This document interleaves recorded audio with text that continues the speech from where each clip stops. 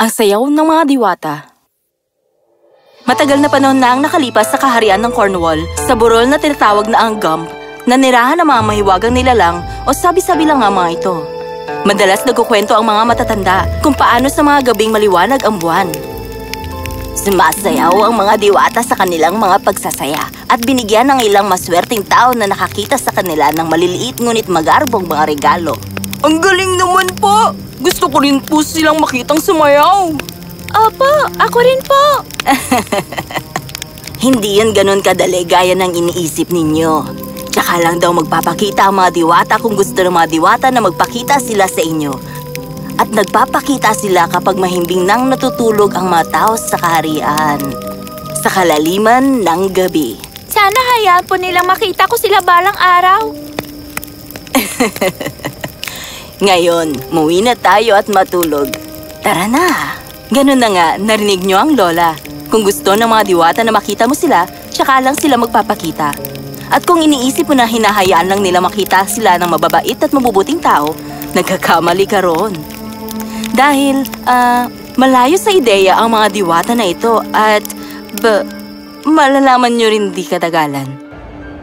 Nang dumating ang sumunod na araw, isang sakim na matanda ang pumasok sa kaharian ng Cornwall. George ang pangalan niya at narinig niya lahat ng mga kwento tungkol sa mga diwata. Ang kanyang pakay? Narinig kong may mga katangi-tanging kayamanan ng mga diwata. Magnanakaw ako ngayong gabi kapag abala na silang lahat sa pagsasayaw. Dahil ang gabing ito ay gabi ng kabilugan ng buwan, mas mabuting matulog ako ng ilang oras para gising ako ng buong gabi.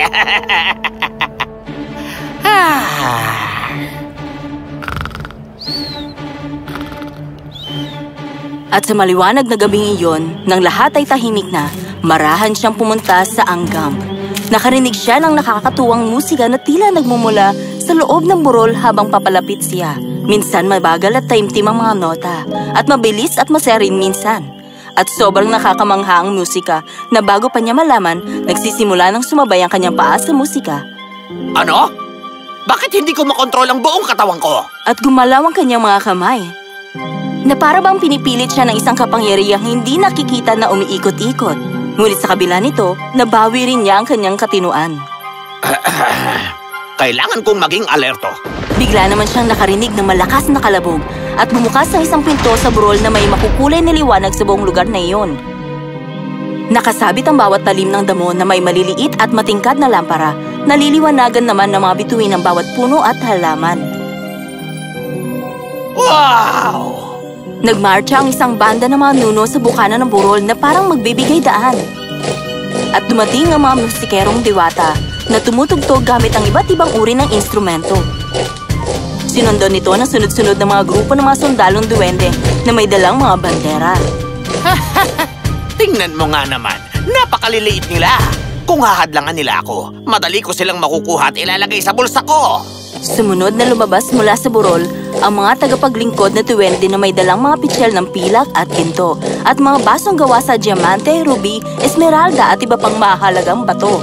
Kasunod naman ang mga lingkod na may dalang mga pinggan na ginto at pilak na naglalaman ng mga mamahaling mga sorbetes, mga tinapay, mga candy at mga sariwang mga prutas. At naglagay sila ng maliliit na mesa na gawa sa ivory na kakaibang inukit at inayos ng mga tagapaglingkod ang kainan. Pagkatapos, lumabas sa burol ang nagsisik-sikang mga diwata na may magagandang mga pakpak at nakasuot ng matitingkad na mga damit tulad ng bahaghari. Ano naman ang amoy na yon? Kumalat sa hangin ang bango ng libong masaganang bulaklak at nagsimulang kumanta ang mga diwata ng kasing linaw at kasing tining tulad ng silver bells. Masdan ng ganda ng gabi, liwanag, musika at mahika, ng karunungan ganda saya, masdan ng ganda ng gabi. Habang kumakanta sila, lumabas mula sa burol ang haring diwata at ang reyna. Nag-iiba ang kulay ng kanilang manipis na mga pakpak sa tuwing pumapagaspas ito at nagbigay ng daan ng lahat para sa hari at sa reyna at umupo sa kanilang mga upuan. Masdan ang ganda ng gabi, liwanag, musika at mahika, ng karunungan ganda at saya, masdan ang ganda ng gabi. Umpisahan na ang kasiyahan! Sa wakas! Sa wakas! Naging masaya ang kanilang musika, masiglang musika. At nagsimulang sumayaw ang lahat ng mga diwata at mga diwende. Napakaganda ng palabas na halos nakalimutan ni George kung bakit siya naroroon. At sumasabay na naman ang kanyang paa sa kanta. Ngunit bigla siyang bumalik sa kanyang pag-iisip. Kailangan kong manatiling nakatutok. Ngayon, dumating na ang oras ko. Abala silang lahat sa pagsasaya. Kung makakaya ko lamang na kumilos nang hindi nila nakikita at dumaan sa lamesa ng Haring Diwata, makakakuha ako ng sapat na ginto mula sa burol para yumaman ako ng habang buhay. At sa kanyang sakim na pag-iisip na gagawin dito, yumuko siya at nagsimulang gumapang ng napakabagal papunta sa pinto ng burol kung saan nanggaling ang mga mahiwagang nilalang. Ngunit hindi niya alam na pinalibutan ng mga nuno ang kanyang katawan ng mga maninipis na sinulid. Habang nagtatago siya sa puno at hawak ng mga ito ang dulo ng mga sinulid. Nanginginig sa kasakaiman. Gumapang ang matanda palapit ng palapit papunta sa pintuan. At habang gumagapang siya sa trono ng hari, naramdaman niyang dumikit ang kanyang mga tuhod at braso sa lupa. Isang sakim na matanda. Pumunta rito para sirain ang plano natin. Isang sakim na matanda. Pumunta rito para sirain ang plano natin. Habang mas sumisigla ang musika at sumasayaw at umiikot ang mga diwata ng walang pakialam, biglang naramdaman ni George na dinadala na siya ng mga maliliit na duwende. Hindi! Kawalan niyo ako! Whir, whir, whir. Narinig niya na parang may lumilipad na mga bubuyog sa kanyang mga tainga at bigla niyang naramdaman na parang may nakatusok na pin o karayom sa kanya mula ulo hanggang paa. At bago pa siya makawala, itinapon siya pabagsak ang likod habang nakaunat ang kanyang mga braso at itinali ang kanyang mga braso at binti sa lupa gamit ang mga mahiwagang gintong kadena. Hindi! Ngunit walang nakakarinig sa kanya dahil abala ang lahat sa pagsayaw at pagkanta. Mga awit sa gabi, inaawit namin. Pag kami nakita mo, magbabago buhay mo. Isang sakim na matanda. Pumunta rito para sirain ang plano natin. Isang hakbang sa kanan, isang hakbang sa liwa. Mga kanta naming diwata, kasiyahan ng lahat.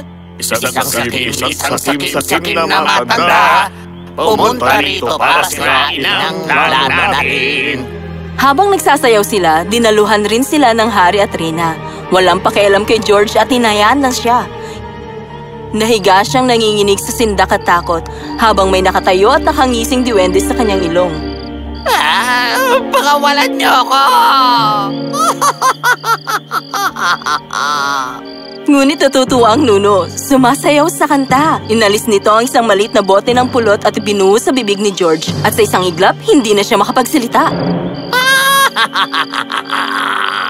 Alis, alis, alis! Amoy ko ang araw! Alis, alis, alis! Amoy ko ang araw! Alis, alis, alis! Amoy ko ang araw! Alis, alis, alis! Amoy ko ang araw!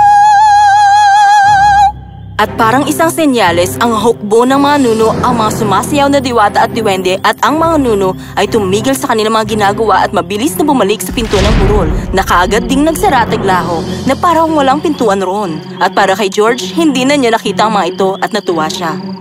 Sumikat ang araw at nakita niya nakatali siya sa lupa gamit ang mga pino at magandang sapot na natatakpan ng mga patak ng hamog na kumikinang na parang diamante sa sikat ng araw.